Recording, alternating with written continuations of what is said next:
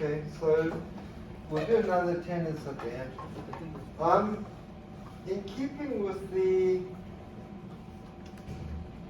theme that I told you about this year, all of the immunology that all the immunology lectures that you get this year are essentially an application of your basic immunology course that you learned in PhD. You don't need this. You can hear me okay, right. So, the objective of this lecture is to describe the current knowledge of the immunological processes resulting in autoimmune disease. And then to talk about the immune or the immunopathological processes that are involved in autoimmunity using two well-researched models, namely SLE and rheumatoid arthritis. But I should mention that even though research into autoimmune diseases has been going on for around 70 years or so, progress is very slow. We still don't really understand exactly what the triggers are for autoimmunity. All we know is that there's some genetic predisposition. Doing genome-wide studies, we can find a correlation of people with particular HLA genotypes and autoimmune disease. But the exact relationships we still don't understand. The main reason for this is that these diseases are essentially diseases of chronic inflammation. And so because they take such a long time to occur, when they do appear as pathological symptoms, by that time that may be a couple of years down the road. And so we don't understand what is that initial event that triggered it off. We do know, especially in the case of rheumatoid arthritis, the exact inflammatory cytokines that are involved, and based on our understanding of what the cytokines do, we can then infer what the resulting pathology is based on.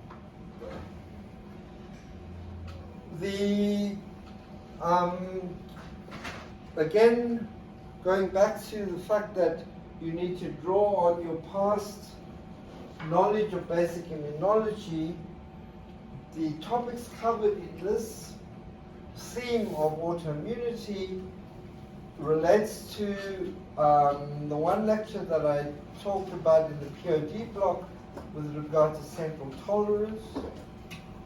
Then you need to look back on T helper cell B cell interactions.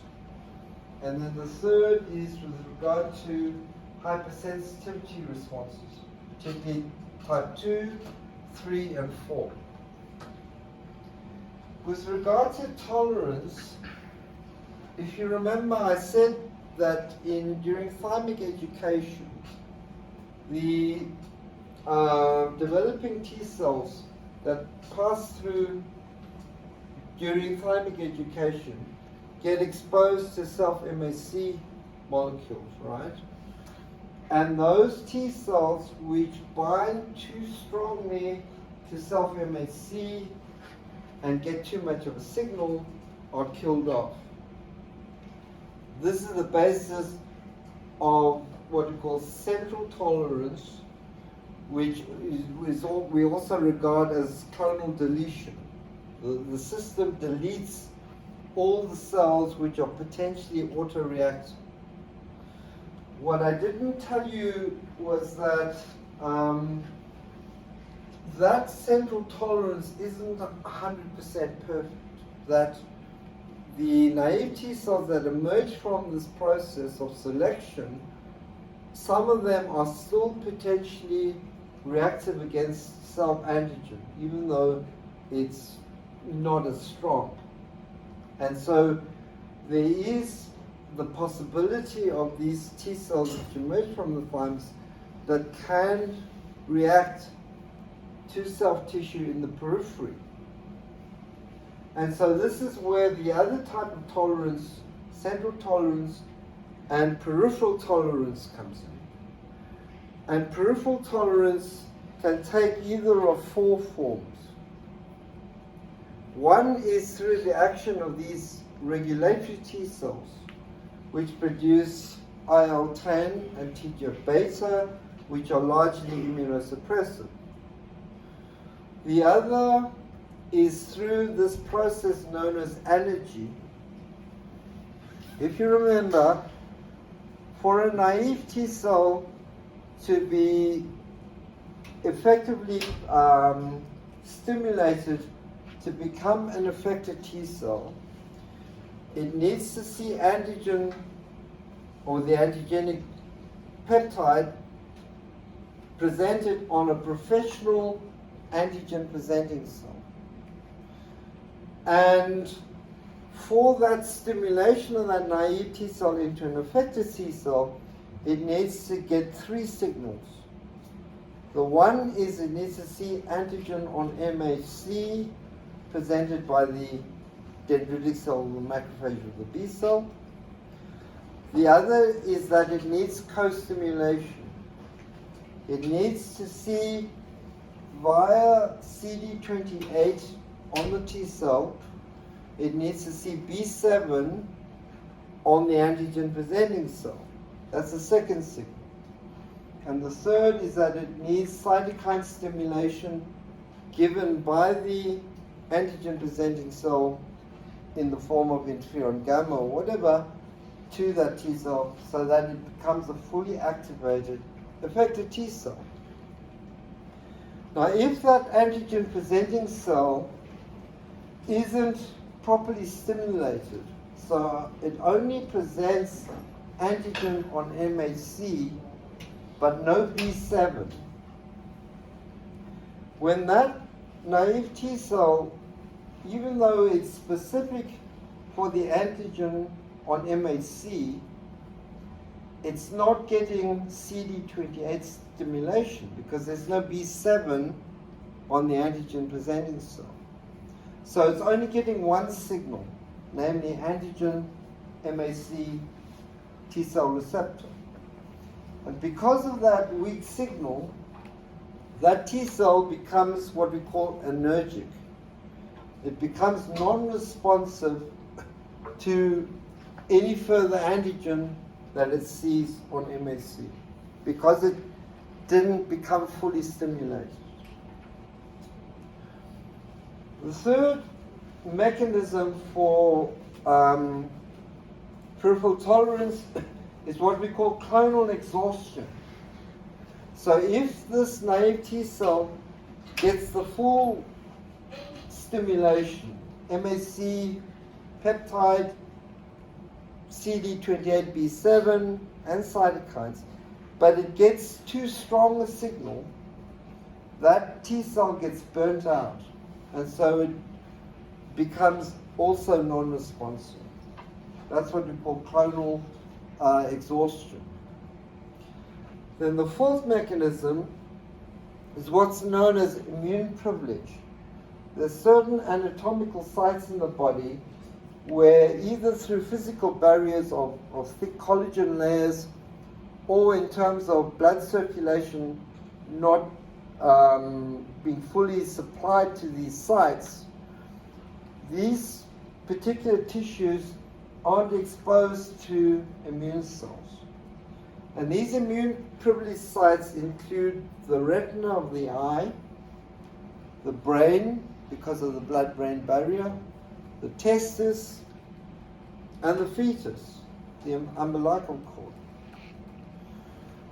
So if there is any trauma such that there's a breakage in this barrier and there's leakage of these antigens in these immune privileged sites into the outside circulation or the lymphatics, the immune cells see that as antigens for the first time and can mount an immune response against them.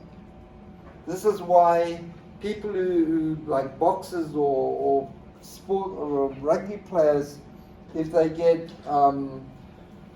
damage to the eye, they can suffer from retinitis because of this release of these neoantigens to the immune system and to generate an autoimmune response.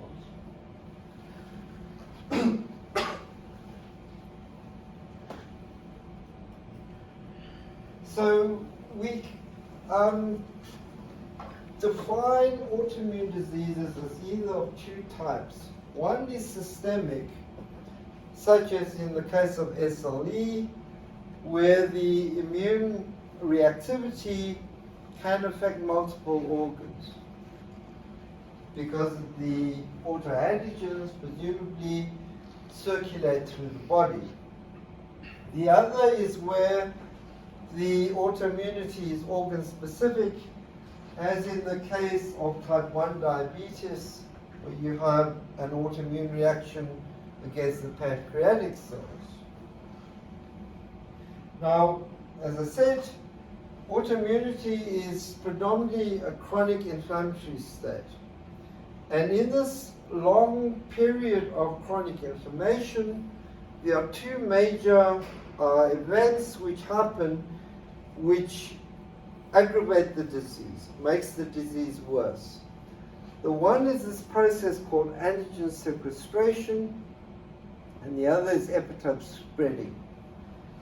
Antigen sequestration refers to what I just told you about with regard to immune privileged sites. Do any of you know what the word sequester means? Destroy. No, not Hide. destroy. Hide. To hide. So essentially in immune privileged sites, these antigens within the testis, the brain, and the retina are sequestered from viewing or exposure to the immune system. When they're released, then the immune system sees these as non-self because it's seen it for the first time and can start attacking. The same can happen if there is significant cellular damage. Because remember I said that when a cell gets damaged and releases its contents like DNA, ribosomes, mitochondria, whatever, these are DAMPs, damage-associated molecular patterns. These get recognized by PRRs from nearby cells and so activates an inflammatory response and makes those cells release inflammatory cytokines. So with this initiation of autoimmune attack and damage to tissues and cells, you're getting release of these DAMPs, which then exposes the immune system to new antigens. This is antigen sequestration. As the immune damage goes on, you get new or more and more sequestered antigens being released. And so this gets exposed to more and more T helper cells. And so this results in the T helper cells giving help to more and more B cells to produce antibodies specific for a greater variety of antigenic epitopes. And so this is epitope spreading. So the pathogenesis as a result of these immune events is type 2 and type 3, if you remember, which involve antibodies. So type 2 involves an antibody attack against fixed tissue antigens. Type 3 involves circulating immune complexes.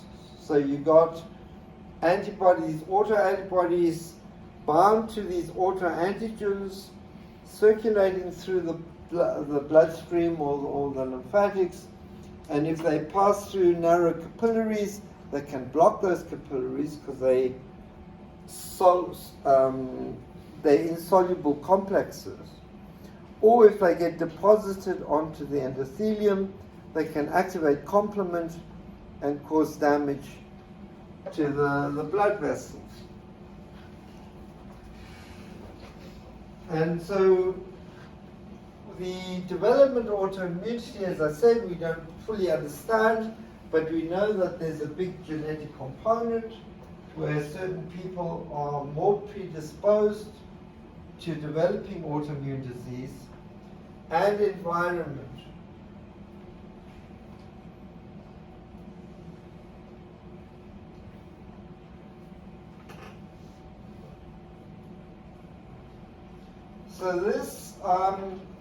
So this describes what I just talked about with sequestration, the exposure of previously hidden antigens to the immune system.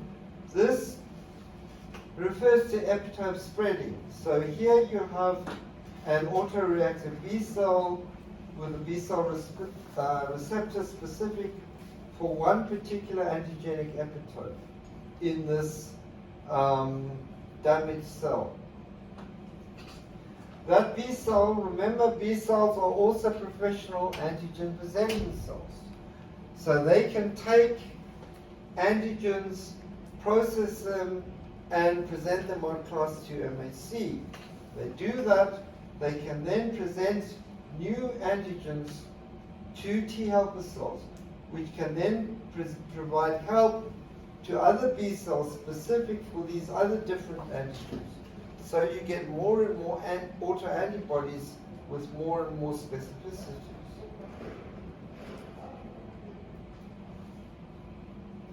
So SLE, which as you know is characterized by this, what's it called, a butterfly rash.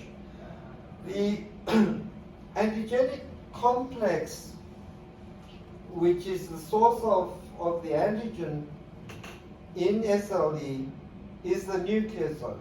And so this is composed of several components. These histone proteins, which are involved in condensing the DNA into chromatin, as well as the DNA itself.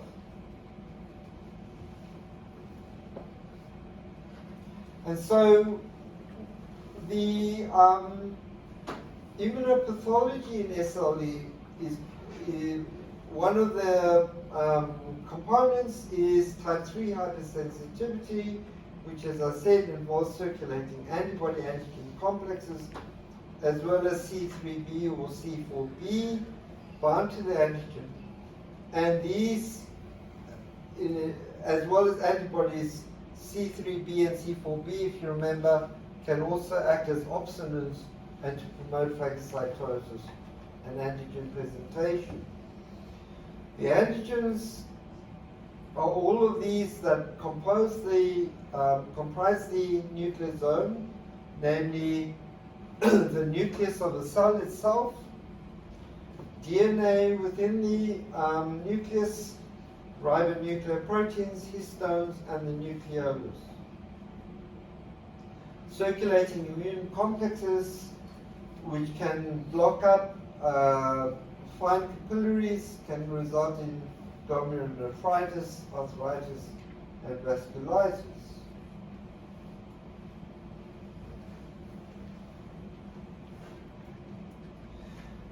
Now this complicated slide demonstrates this phenomenon of epitope spreading.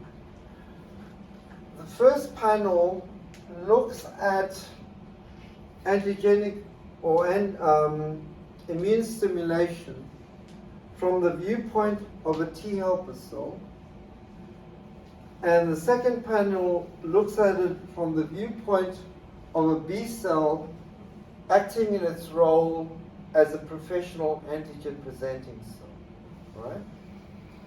So the antigenic complex is, as I said, the nucleosome. And the nucleosome is composed of several components.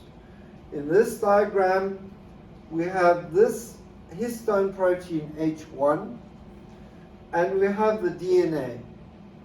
And then with these other histone proteins within the nucleosome, H2, H3, H4, H5, and so on, right? So in this first figure, we have a CD4 T cell, which is specific through its T cell receptor for this H1 histone protein. And it is being presented with this H1 histone protein by this B cell, which has a B cell receptor making antibodies to the same H1 histone protein. Through this presentation of H1 to the T helper cell, it activates the T helper cell to provide help to the H1 specific B cell to make autoantibodies against H1. But also because there's close proximity with DNA, this same T helper cell, not only can it help the H1 specific B cell, but it can also help another B cell that makes antibodies specific for the DNA. These two B cells, because this one has a B cell receptor for one of these internal histones, and this B cell has a B cell receptor for ribosomes. These are far removed or completely different from what that T helper cell is specifically recognizing. And so the T helper cell in this respect is not providing help to H2 or to the ribosome.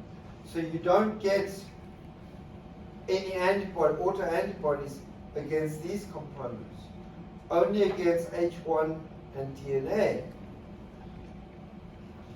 But now if we look in with regard to one of these B cells as a professional antigen presenting cell, in this case, this one that's specific for H1, this B cell can take up this whole complex and then degrade all of those components and present them on class 2 MHC. So this B cell then can present any of these other histone proteins, H2, H3, and so on, as well as DNA, as well as H1. And so it can activate a T cell specific for H1, a T cell specific for H2, a T cell specific for H3. And then these activated T cells can then go on to provide help to a B cell with autoantibodies against H1, H2, or H3, and so on. And so in this way, you're getting what you call epitope spreading, that autoantibodies are made to more and more different types of epitopes. You all follow that?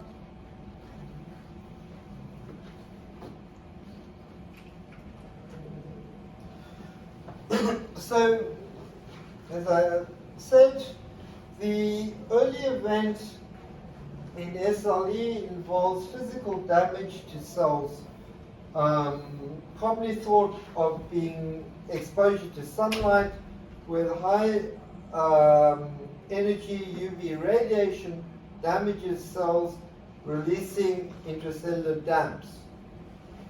These damps, such as DNA and RNA, get taken up by nearby cells through the PRRs. So TLR9 is specific for DNA, TLR7 is specific for RNA. As a result of these PRRs being engaged, they can produce inflammatory cytokines and generate an inflammatory response, and also draw in other reactive cells like dendritic cells, T cells, neutrophils, and so on. One of the cells that I haven't spoken about are these plasmacytoid dendritic cells, which are dendritic cells with a lymphocyte type behavior. Their major role isn't so much as an antigen presenting cell, but as a producer of these type 1 interferons, predominantly interferon alpha. And interferon alpha, as well as being an antiviral cytokine, also plays a big role in inducing inflammation.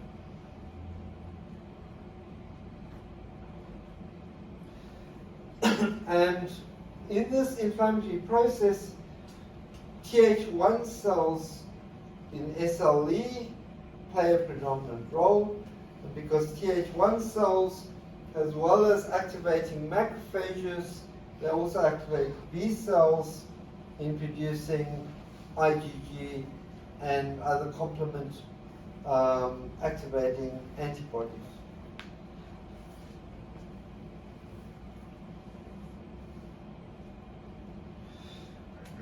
The detection of anti-nuclear antibodies is widely accepted as a marker, biomarker, for diagnosing SLE, but it should be noted that it's not 100% accurate, because we do find anti-nuclear antibodies in other situations, such as people who are infected with hepatitis B or C, or malaria.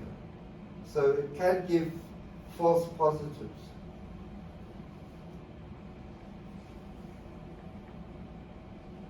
And also remember that because neutrophils are involved in this inflammatory response, remember that when neutrophils die, they release these nuclear extracellular traps, and these nets themselves are a source of DABs, which can also increase this inflammatory response.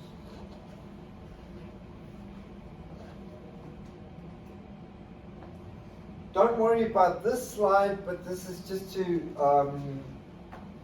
give you some information about cutting edge research with regard to many diseases. So I don't know if you've ever heard of these GWAS studies, genome-wide association studies.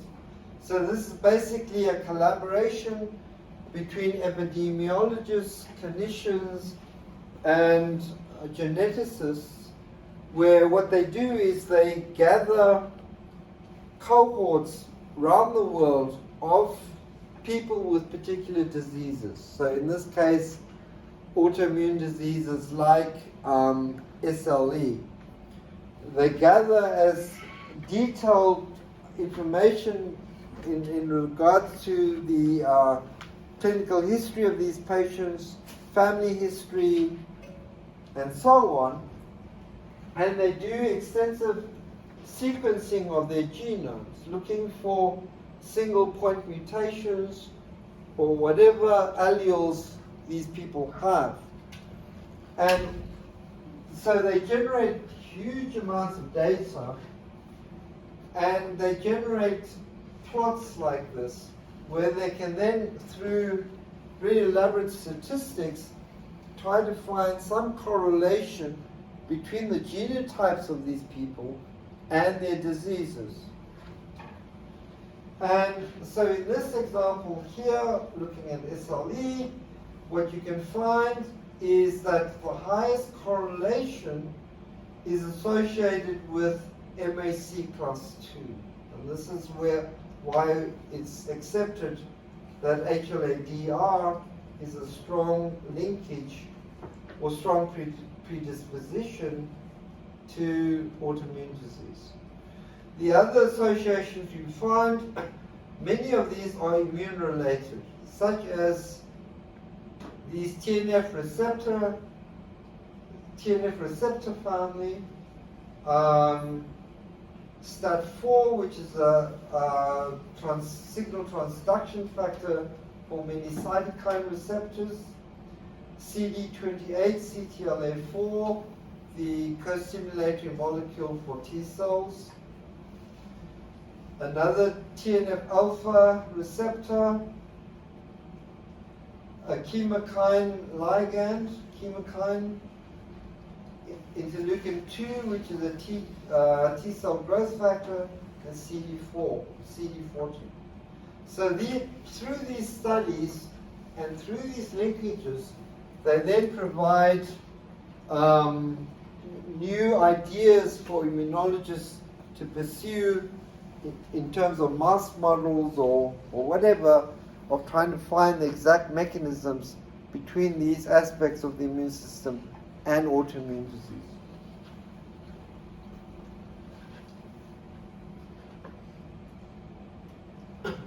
So the next system is rheumatoid arthritis, as you can see, which is characterized by these damage to the cartilage of the synovium, resulting in this deformation in serious cases of the joints. And the process of this disease starts off with inflammation of the synovium, and through the production of these inflammatory cytokines and stimulation of tissue-degrading proteins, you get invasion and damage of cartilage, the activation of osteoclasts resulting in the erosion of bone, and then destruction of the joint. This is just a very general description of this process. So within the synovium, through what we still don't understand as being the antigen source to trigger off this event, we get infiltration of all of the different types of inflammatory cells, such as Th1, Th17 cells, autoreactive B cells, macrophages, and so on. The inflammatory cytokines that they produce, such as interleukin-1, interleukin-6, interleukin-17, TNF-alpha, also activate connective tissue cells like fibroblasts, causing fibroblasts to release NF-kappa B activator known as rank ligand. I think pathology covers this, right? Yes. As well as the matrix metalloproteases, and this activates osteoclasts to then result in bone destruction.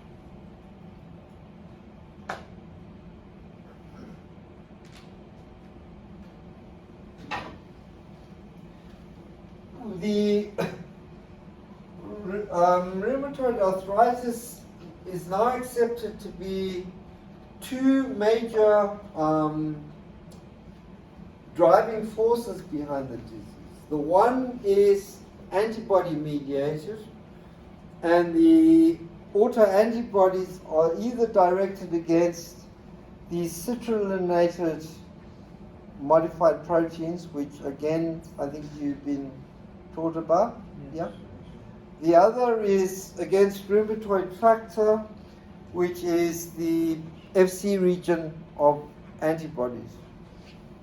The other is cell-mediated, and in the cell-mediated arm, we know that Th17 is the driving force behind this.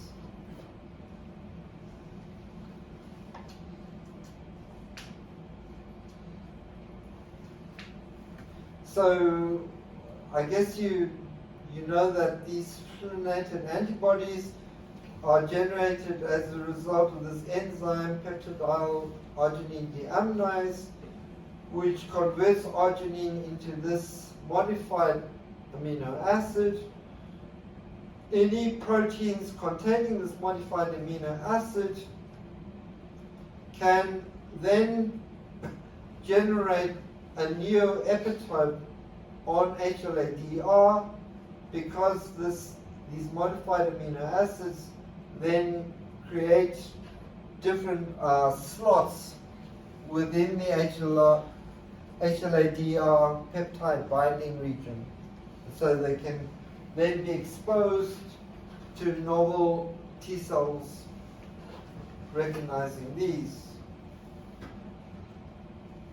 This is just a summary of the different inflammatory cells involved in rheumatoid arthritis, as well as these cytokines. And I'm sure you all, by now, you should all know about them.